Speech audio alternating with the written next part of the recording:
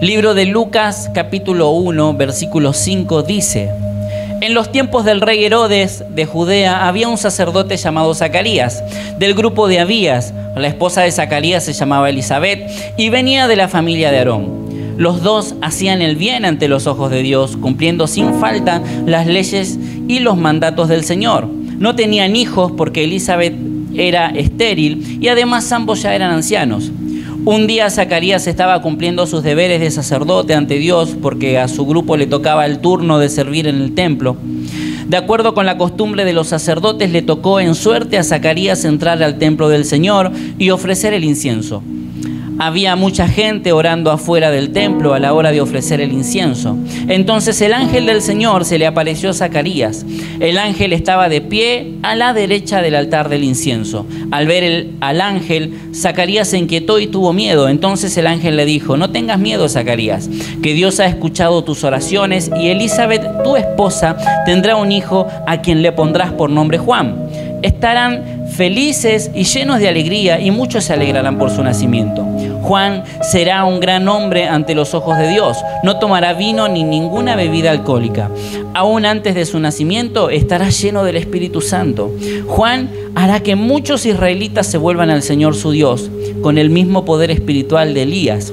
Él preparará el camino para el Señor, hará las paces entre padres e hijos y hará que los que no obedecen a Dios cambien y piensen como Él manda. Así Juan preparará al pueblo para que esté bien dispuesto cuando el Señor venga. Entonces Zacarías le dijo al ángel: ¿Cómo puedo estar seguro de que esto pasará? Yo ya soy viejo y mi esposa tampoco es joven. El ángel respondió: Yo soy Gabriel y estoy a las órdenes del Señor. Él me mandó a hablar contigo para darte esta buena noticia, pero ahora no podrás hablar hasta el día en que esto ocurra. Quedarás mudo por no creer lo que te dije, pero todo se cumplirá en el momento apropiado. Amén. Leímos bastante, pero que es para que podamos tener un buen contexto de lo que vamos a hablar. Esta historia es muy especial porque nos muestra una de las tantas formas en las que Dios obra, porque estamos frente a un matrimonio de ancianos que toda su vida se la pasaron sirviendo al Señor, siendo personas respetuosas. Hay otra versión que dice que eran personas virtuosas y justas delante del Señor. Ellos, dice la palabra, que hacían todo bien, que cumplían todas las leyes. Eran personas que habían dedicado su vida a hacer las cosas bien. Tenían buena fama, la gente hablaba bien de ellos, pero el único tema que había con ellos es que hacía mucho tiempo le habían pedido un hijo al Señor y el Señor no se los había dado. Ya habían llegado a la edad en la que físicamente no era posible que Elisabet quede embarazada, además de que era estéril. Entonces ellos como que de alguna manera se habían resignado a que ya Dios no les iba a responder. Ya dijeron: bueno, ya está, ya pasó, lo único que queríamos pedirle al Señor era un hijo, pero bueno, no pasó. Y en aquel entonces era muy importante tener hijos. Y si vos no tenías hijos, si estabas en un matrimonio y los hijos no venían, es como que la gente empezaba a hablar de vos, porque no había forma de seguir la descendencia, como que tu descendencia se iba a quedar ahí. Entonces la gente hablaba mal cuando no había hijos en un matrimonio. Esas cosas hoy no pasan, hoy la Iglesia de Cristo no tiene chismes, gracias al Señor. Pero en aquel momento sí. Acá no pasa igual, pasa en otros lugares. Pero en aquel momento sí. Entonces había una aflicción en el corazón de Elisabet, pero bueno, ya estaban resignados. Ahora el asunto era que ellos eran muy virtuosos, eran muy justos, pero Zacarías tenía un problema, y es que a pesar de ser una persona virtuosa, a pesar de ser una persona justa que servía al Señor y que hacía todo lo que Dios le mandaba hacer, el tema que tenía Zacarías con su vida era que no tenía fe. Entonces, en el momento en que el ángel se le apareció, yo no sé si él estaba muy acostumbrado a que los ángeles se le aparezcan, pero aún el ángel de Dios, hablándole a él, le dijo que iba a tener un hijo, y él estaba tan resignado a que eso no iba a pasar, que no creyó la voz del ángel. No creyó lo que el ángel le estaba anunciando. Entonces el ángel, al ver esto, le dijo: bueno, a partir de ahora, hasta que todas estas cosas que te dije sucedan, te vas a quedar mudo. El asunto es que el ángel no lo dejó mudo a Zacarías porque le dio bronca que no le crea. Dijo: este infeliz, vengo yo desde el cielo, con todo el laburo que tengo allá arriba, vengo a hablarle y no me cree. No fue que se enojó el ángel, sino que Zacarías, al ser un sacerdote, a ser el padre de la criatura que iba a nacer, si él no tenía fe en lo que Dios le estaba hablando, sus palabras podían cancelar el propósito de Dios. Por eso lo deja mudo, porque él con sus palabras podía abortar el propósito de Dios. Y el asunto está en que muchas veces el infierno hace que nosotros hablemos mal o contrario a lo que Dios dijo de nosotros. Porque sabe que con una palabra que nosotros hablemos de forma negativa de lo que Dios nos está diciendo, podemos cancelar todo el propósito de Dios para nuestras vidas. A veces el Señor nos habla o nos sueltan una palabra profética y decimos: bueno, esto que el Señor me dijo no se cumplió, pero no se cumplió porque el profeta era falso o porque la profecía era falsa, sino que muchas veces las palabras no se cumplen porque con nuestras palabras abortamos lo que Dios dice, porque no creemos en lo que Dios está hablando acerca de nosotros. Porque el Señor nos dice: yo quiero hacer esto con vos, quiero hacer lo otro, te voy a bendecir, y uno dice: y sí, ojalá que pase.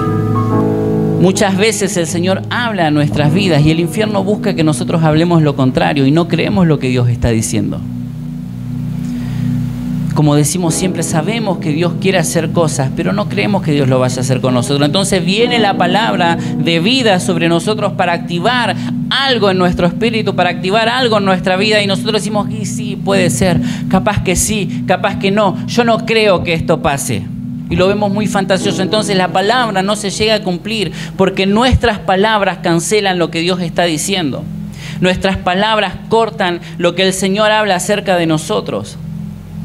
La diferencia entre Zacarías y María, la madre de Jesús, a quienes a los dos les habló el mismo ángel, a ambos les habló el ángel Gabriel, a ambos les trajo la misma noticia, que venía un niño en camino, pero la diferencia entre ellos dos fue simplemente la respuesta. La respuesta de Zacarías fue: ¿cómo puedo estar seguro que esto pasará? Yo ya soy viejo y mi esposa tampoco es joven. Y sin embargo la respuesta de María fue: soy sierva del Señor, que esto suceda tal como lo has dicho. Una palabra puede cambiarlo todo. La forma en que yo reciba lo que Dios está hablando acerca de mí puede cambiar el resto de la historia. Porque Dios no es hombre para mentir, ni hijo de hombre para arrepentirse. Él sabe de qué está hablando. Él sabe quiénes somos. Él sabe qué es lo que creó. Y si Dios dice que vas a llegar, es porque Dios sabe que vas a llegar. Siempre y cuando tus palabras no digan lo contrario. Porque por más que se te aparezca el ángel Gabriel, por más que se te aparezca Jesús mismo y suelte una palabra sobre tu vida, si vos no la crees o declarás lo contrario, cancelaste lo que Dios te dijo. Y no es que Dios no tenga poder, es que la autoridad sobre nuestra vida la tenemos nosotros. Y nosotros decidimos a quién le damos la autoridad. Si le damos la autoridad a Dios para que gobierne sobre nosotros, o si le damos la autoridad a las tinieblas para que gobiernen sobre nosotros. Darle autoridad a las tinieblas no significa hacer un pacto con el diablo. Precisamente, darle autoridad a las tinieblas es no creerle al Señor. Es declarar que las cosas me van a salir mal. Es declarar que las mentiras del infierno van a prevalecer sobre mí. ¿Sabe que mi Biblia dice que el Señor venció a las tinieblas en la cruz? Que venció al diablo en la cruz. Que las tinieblas están vencidas, que el infierno está vencido. ¿Sabe qué significa eso? Que todo lo que el diablo pueda decir es mentira. No importa si se para el brujo, no importa si se te hacen un trabajo, te tiran un pollo en la puerta de tu casa. Todo lo que el diablo te diga es mentira, porque el infierno está vencido. Va a tener autoridad eso cuando vos le creas. Si vos crees que eso tiene poder sobre tu vida, va a tener poder sobre tu vida. Si vos crees que lo que te haga, el que te ponga un trabajo en la puerta de tu casa tiene poder sobre tu vida, va a tener poder. Pero la Biblia sigue diciendo que el diablo está vencido. Y yo creo que mi Dios es más poderoso que cualquier brujo. Y que cualquier hijo de Dios tiene más poder dentro suyo que cualquier brujo. El problema con el brujo es que desarrolla su poder. Y nosotros nos quedamos esperando que algo pase algún día. ¿Sabe que la Biblia dice, recibiréis poder cuando haya venido sobre vosotros el Espíritu Santo? ¿Dice eso? Aceptamos a Cristo en nuestro corazón, el Espíritu Santo está dentro nuestro. Entonces tenemos poder. Es lo que dice la Biblia. Entonces el asunto es que yo pueda creer y desarrollar ese poder. El asunto es que yo pueda creer y desarrollar lo que Dios puso adentro mío. Jesús dijo que mayores cosas que las que Él hizo son las que nosotros vamos a hacer. Mayores cosas que las que hizo Él. Ahora, ¿a cuántos les gustaría tener un don de milagros y orar por los enfermos y que la gente se levante de la silla de ruedas, ver a un ciego y que se sane, orar por él y que las cosas pasen? ¿Verdad que anhelamos eso con todo nuestro ser y lo queremos ver? Ahora, ¿por cuántas personas en esa situación estamos orando? ¿Cómo esperamos que el don se active? A veces esperamos como algo místico, mágico, que venga un ángel y diga, a partir de ahora harás milagros. Y vamos y empiezan a pasar. ¿Sabe que hay muchos dones que están adentro nuestro que están dormidos? ¿Sabe que cuando usted le pide un don al Señor, la Biblia dice pedir los dones mejores? Cuando usted le pide el don al Señor, ese don puede ser que esté allá adentro tuyo. El asunto es que ese don no se va a desarrollar hasta que no lo uses. Es como cuando querés aprender a hacer algo nuevo. Si querés aprender a tocar un instrumento, la guitarra, por ejemplo, no te vas a levantar un día sabiendo tocar la guitarra, a menos que el Espíritu Santo haga una impartición especial. ¿Qué sucede? Sabemos que sucede, que Dios pueda enseñarte de una forma sobrenatural, por algún propósito que tenga Él, sucede. Pero si no sucede de esa manera, vas a tener que empezar a hacer ejercicios para ablandar las manos, a aprender los acordes, sacar callos en los dedos, hasta que te empiece a salir. Pero necesita un proceso de desarrollo. Y es algo que no se termina de aprender. Siempre podés encontrar cosas nuevas. Siempre podés aprender algo nuevo. Desarrollar un don tiene que ver, si vos tenés un don de sanidad que Dios te dio, por ejemplo, ese don se va a activar cuando ores por la gente que está enferma. Quizás el primero no se va a sanar, quizás el segundo tampoco se va a sanar, pero tenés que orar hasta que se sane. Y ahí vas a empezar a creer, y ahí vas a empezar a ver. Tenés que creer que lo que puso Dios dentro tuyo funciona. Quizás no lo veas manifestado las primeras veces, pero si Dios dijo, tiene que ser verdad, porque Dios no miente. Entonces, ¿qué es lo que Dios viene hablando acerca de vos? ¿Qué es lo que Dios viene hablando? Siempre las cosas van a estar sujetas a nuestra forma de hablar. Por eso Zacarías necesitó quedarse mudo, porque sus palabras podían sacar el propósito que Dios tenía. Ellos pudieron haber sido uno de esas tantas personas que pasan su vida sirviendo al Señor y que en algún momento, no sé si lo habrán orado así o no, pero quizás si estuviese en nuestro tiempo, hubiesen sido de esas personas que dicen, Señor, yo te sirvo, estoy esperando esto de parte tuya, no me respondés. Señor, yo estoy haciendo esto por vos y estoy esperando esa bendición que no viene. Y pasa el tiempo, pasan los meses, quizás los años. Pero dice la Biblia que ellos de igual manera permanecieron justos, intachables, dice la Biblia, delante de Dios. Eran personas virtuosas, tenían un tema con la fe, pero eran personas virtuosas. Pero esa falta de fe hacía que las cosas no se puedan manifestar.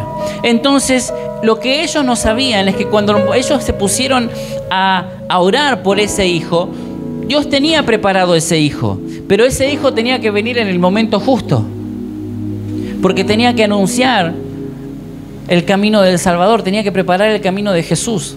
Entonces no podían nacer cuando ellos eran jóvenes. Estaban esperando la llegada del profeta más poderoso de todos los profetas del Antiguo Testamento. Dice la Biblia en Lucas 7:28, dice, os digo que entre los nacidos de mujer no hay nadie mayor que Juan. Jesús dijo, de entre los nacidos de mujer no hay nadie mayor que Juan. Juan es reconocido como el último profeta del Antiguo Pacto. porque él estaba para preparar el camino del Señor. Entonces, esa bendición estaba lista para ellos, pero tenía que llegar en el momento justo. Sabe que Jesús también sabía que había cosas que él no podía hablar, porque incluso él podía cancelar el propósito de Dios, el propósito del Padre y el propósito de él mismo de entregar su vida en la cruz. Dice la Biblia que él, en Mateo 27:13, él estaba frente a Pilatos, ya estaba siendo juzgado, el pueblo estaba pidiendo que lo crucifiquen, y dice: entonces Pilatos le preguntó: ¿no escuchas todas las acusaciones que están haciendo en tu contra? Pero Jesús no le respondió nada, ni siquiera a una sola acusación. Y Pilato estaba sorprendido. ¿Por qué Jesús no le respondió? Porque Pilatos, en otro texto, dice que él tenía la autoridad de crucificarlo o de soltarlo. Y Pilato no lo quería crucificar. Pero cualquier palabra que diga Jesús defendiéndose de las acusaciones, porque Jesús iba a hablar con verdad, podía cancelar esa crucifixión. Incluso él podía quedar afuera de lo que tenía que hacer. Entonces vamos a leer en muchos textos que él está siendo azotado, que está siendo insultado, que está siendo maltratado de una forma atroz, y dice la Biblia que él no pronunció palabra, porque todo eso tenía que pasar. Le pregunté al Señor en un momento por qué su padre terrenal, si se quiere el término, José, había tenido que morir mucho antes de que él comience su ministerio. Y algo que el Señor me hizo entender fue que incluso su padre podía haberlo defendido cuando lo atacaban, porque es lo que hace un padre. Entonces tenía que ser quitado para que el propósito se cumpla.